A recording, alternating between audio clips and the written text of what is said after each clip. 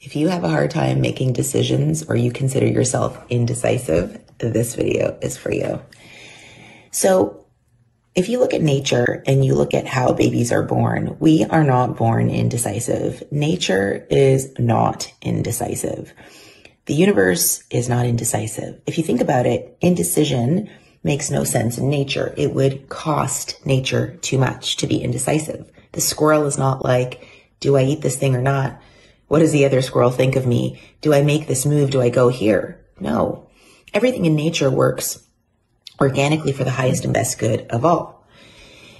When you look at human beings, we're also like this when we're born. We know exactly what we want. A little baby knows exactly what they want. They have a hard time communicating it. Or maybe the parent doesn't understand, but when that child wants its need met, it wants its need met, and there's no indecision. Indecision is a learned behavior. It is a pattern that we inherit from our caregivers. It is the way that we saw our family make decisions. It's often rooted in scarcity and lack, like, oh, if I make this decision, I'm going to get in trouble, or is it the right one or the wrong one? It mirrors how we got reprimanded in our childhood if we made a mistake. And so when I see adults who are 30, 40, 50, 60 years of age who are indecisive, it really is a trauma response. It's not the truth of who you are. The truth of who you are is that you know exactly what moves to make. You know exactly what you want, but the fear comes from getting it wrong.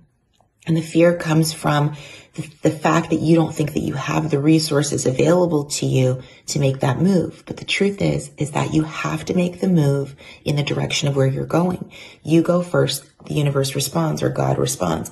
You go first, the universe responds. Now, where people get stuck is they don't like the response of the universe. They want to argue with the step. They want to argue with God. But you can't argue. The decision to move forward is always going to cost you something. It's going to cost you time, money, or a resource.